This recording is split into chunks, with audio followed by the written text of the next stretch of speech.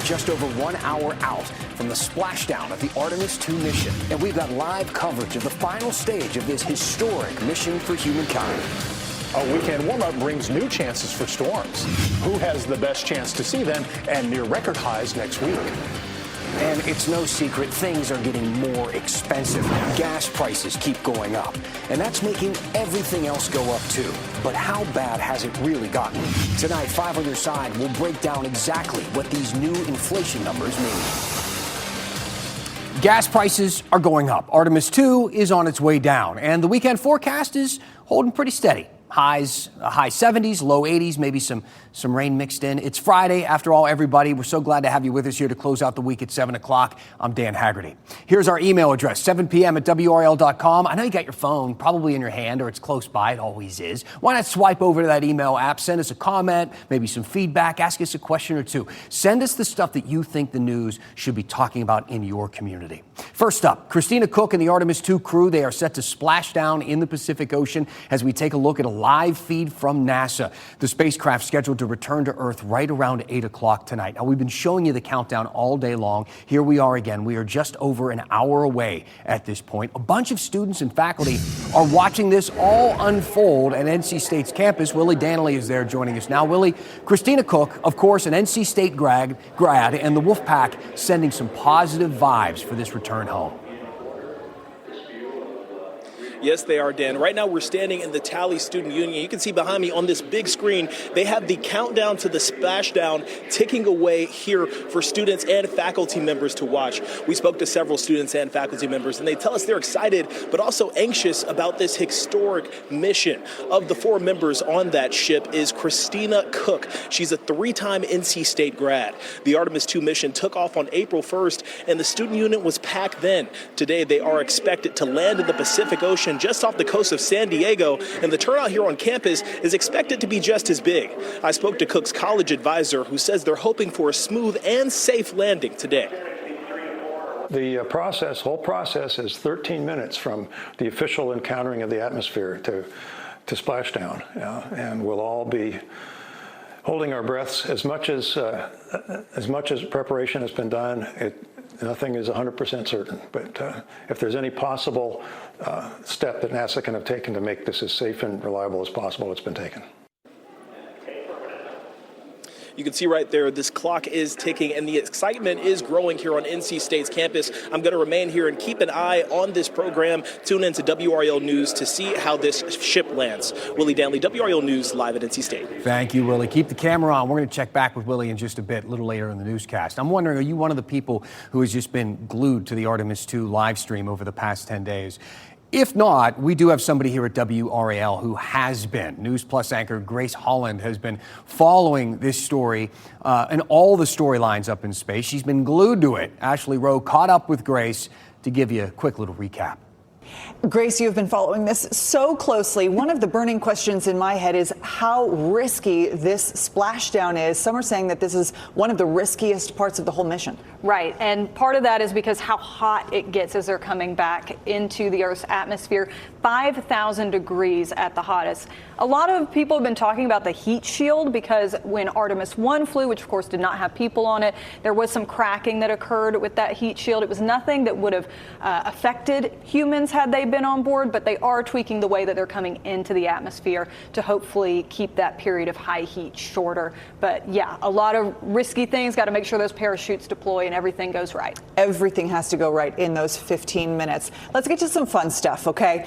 First, I want to talk about food. They had 189 different food options to choose from. What are they eating on board Orion? Yeah, every time they were getting ready for the meal, they would talk about, here's the things that are on their menu today. And so they have some things that are liquid and then some things that are dehydrated. So then they add water to it and it comes back.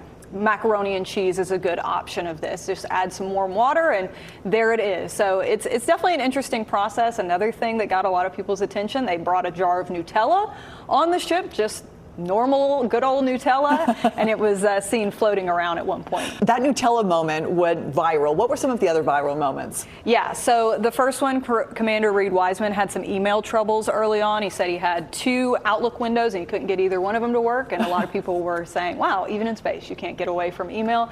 And then the other one has been that pesky toilet on the ship, which has gotten a lot of people's attention. Right. Christina Cook, of course, becoming the self-proclaimed space plumber when she fixed an issue with some of the pumps in that system.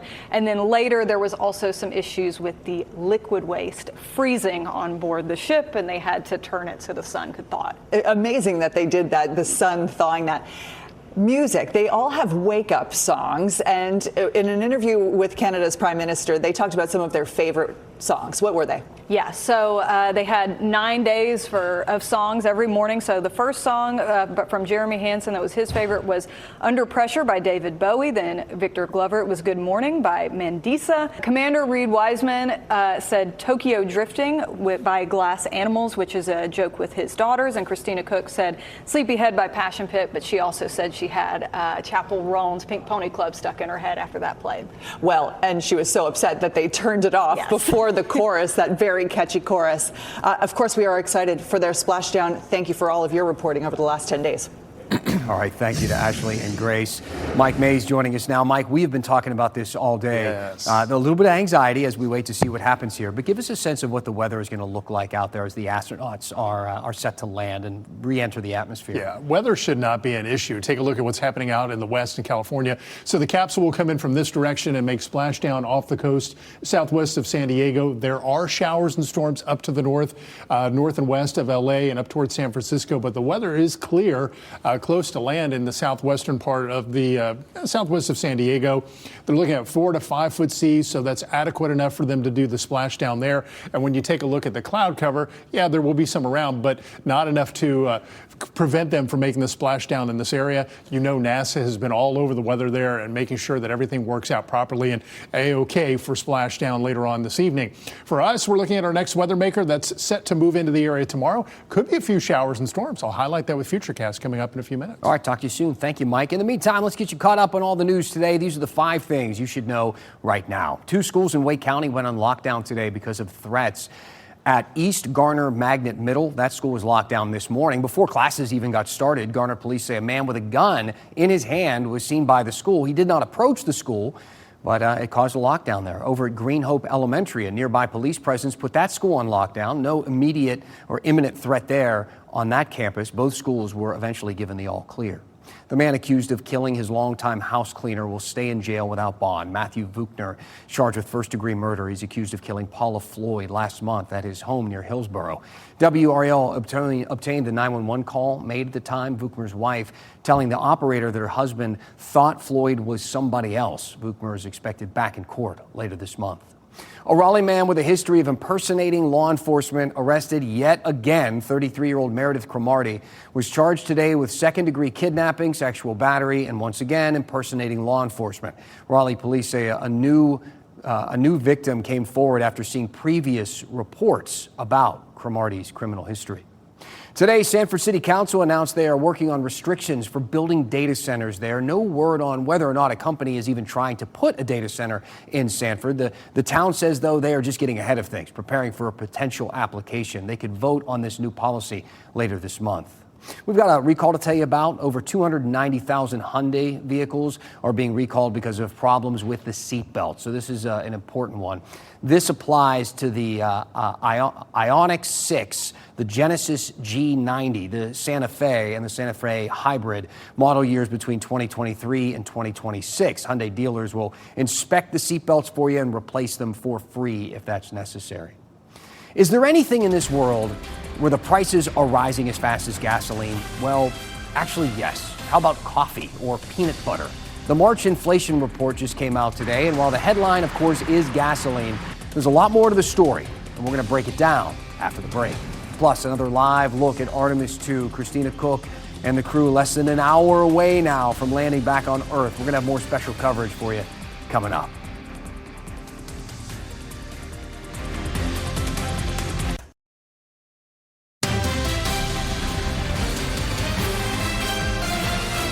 The March inflation report is out, and it doesn't look great.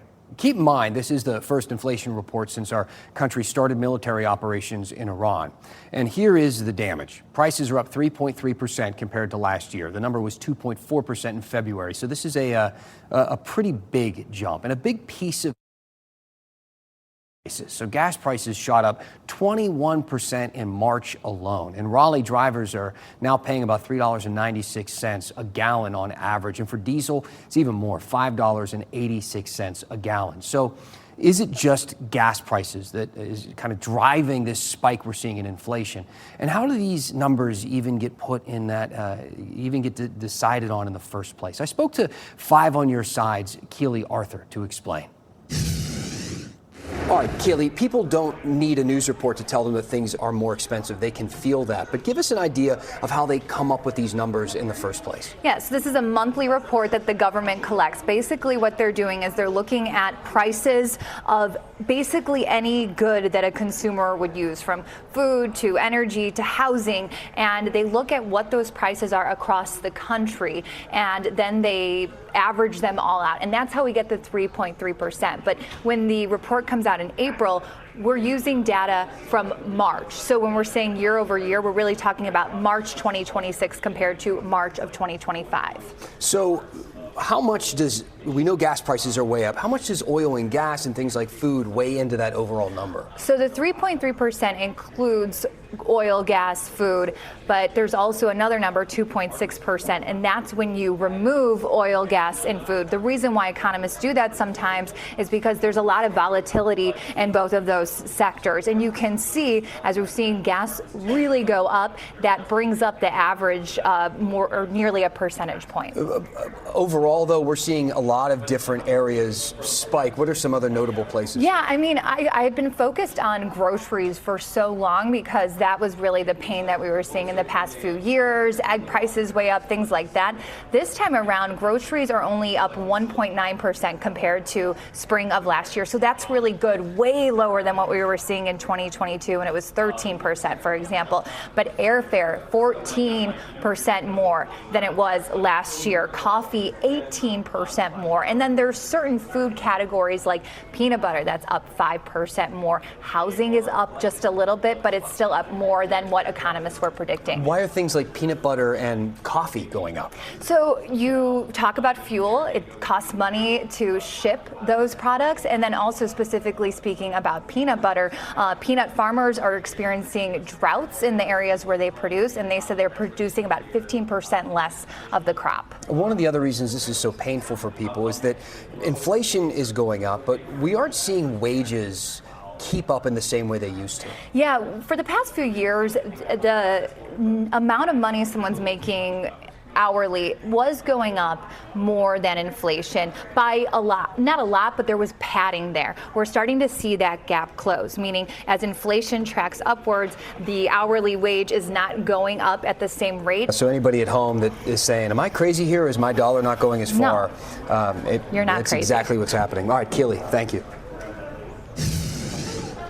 We are working on a segment that digs a little bit deeper into gas prices specifically and some of the possibilities as the uncertainty continues in the Middle East. Like, what would happen if gas went up to $6, $7, $8, $9, $10 a gallon? What would happen there? And I'm betting you have some questions about that too. So please send us an email, 7 p.m. at WRAL.com. What questions do you have about gas prices and inflation in general? Gas is connected to literally everything that we are purchasing out there. So what questions do you have about the global oil market? We want to report on the things that you want to talk about. So send us an email and we will talk about it right here at 7 o'clock. Mike Mays joining us now. Mike, we have some nice weather ahead. A little bit of rain in the forecast, but not nearly enough to help us with this drought. Not at all. I mean, it's a hit and miss storm tomorrow and tomorrow night. I'll show you on Futurecast how it looks. 84 tomorrow. So we went up today. We had 78 at RDU tomorrow, 84 tomorrow, 80 on Sunday. It's a weak front that comes in that, reduces the high a little bit on Sunday. And Sunday, a 20% chance for shower in our far southern counties. But temperatures are on the rise. 85 on Monday. 89 on Tuesday. We're in the first 90s of the year, Wednesday, Thursday, and Friday, and likely Saturday and Sunday, too, rivaling old record highs. The record high Wednesday and Thursday, 92. Could tie that on Thursday. The record high next Friday is 93. Could we tie that or break it? We will see, and it's likely to be in the low 90s for Saturday and Sunday of next weekend, so the heat's going to stick around for a while.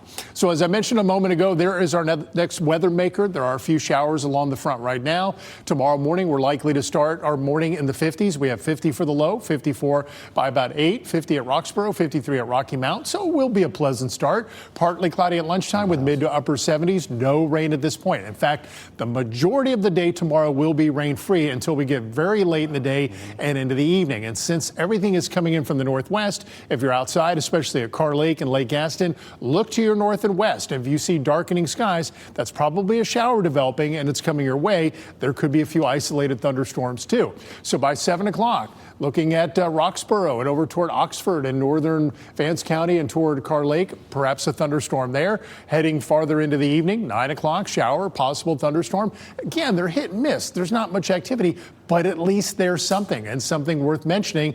We had a 20% chance for rain for tomorrow night in the forecast last night, bumped it up to 30% because it looks like there will be a little better coverage. At midnight, still a shower possible, and by the time we get to about 2 a.m., the rain is over. Temperatures will be warm, and by daybreak, the low around 54. So our Sunday will be warm.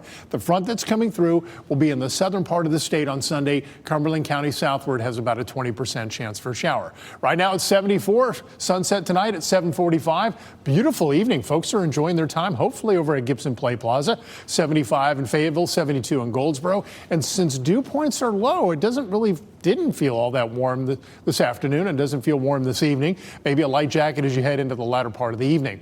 So clear and cool, or mostly clear overnight, upper 40s to low 50s for the lows, about 51 Fayetteville, 49 at Goldsboro, 49 at Rocky Mount. And hour by hour tomorrow, we look to have a fine start. By lunchtime, we're at 75, peaking to about 84 at 4, 6, 7, 8 o'clock. There could be an isolated shower or storm. Grant Skinner will be here tomorrow, tracking anything on the live dual Doppler 5000 radar. He'll let you know what's happening. And again, it's hit and miss. So you would be very blessed to see something cross your path rain-wise tomorrow. 87 maybe in Fayetteville, maybe that's a little too high. 86 Southern Pines, 82 at Roxborough. And if we see anything, I think it would be primarily in our northern counties. 82 at Rocky Mount, 84 at Goldsboro. So let's talk about some summer heat. It really starts to get cranking on Monday with 85, 89 on Tuesday, 91 Wednesday, 92 Thursday and Friday. Signs are this heat is going to carry on into the weekend, and so will the dry weather, except there's a possibility next Sunday as a front comes in and brings back cooler air the following week, there could be a little rain. We'll take it. Thank you, Mike. Artemis 2 now just about 30 minutes away from landing back on Earth. After the break, we're going to highlight the planetarium in Chapel Hill, the place where Apollo mission astronauts all train. We're back in about 2 minutes.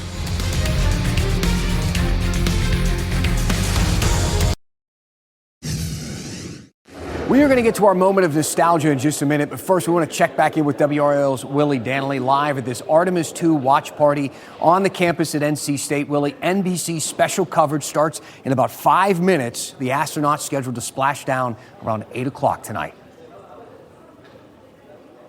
Dan, people here on campus tell me they're extremely excited, but also very nervous about this landing. This isn't just a historic moment for NASA or space exploration. This is a historic moment for NC State because one of their very own Wolfpack alum, Christina Cook, is on that flight. You can see here at the Tally Student Union. We still have some time before this flight is expected to land in the Pacific Ocean, but we already have a nice collection of students and faculty members watching this happen live on the big screen. We actually spoke to one of Cook's advisors while she was in college here at NC State, and he tells us that this is the riskiest part of the mission.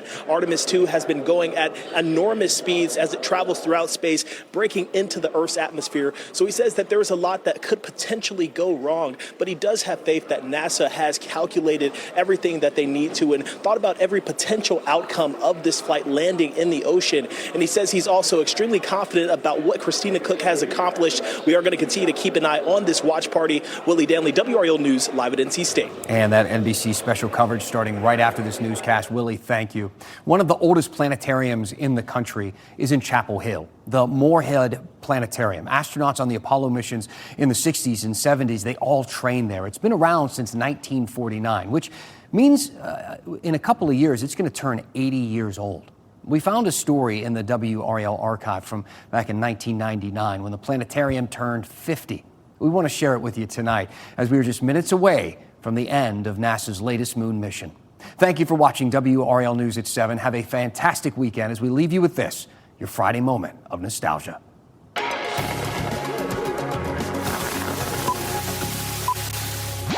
Moorhead Planetarium sits just off Franklin Street, majestic in form and purpose. An observatory sits atop the building.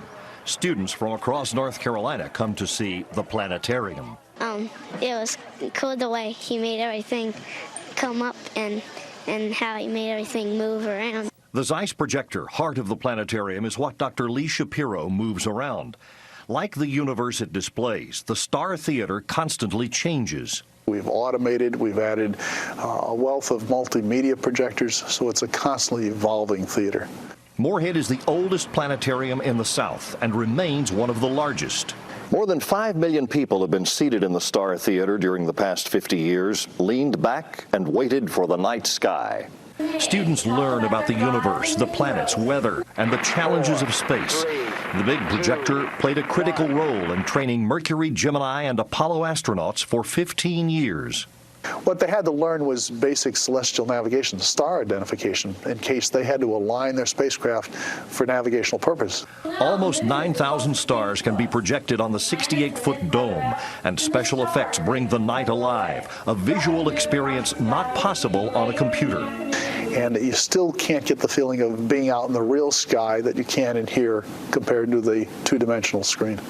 Moorhead Planetarium is still going strong at 50 and holds many adventures for the future. Tom Lawrence, WRAL TV5 News, Chapel Hill.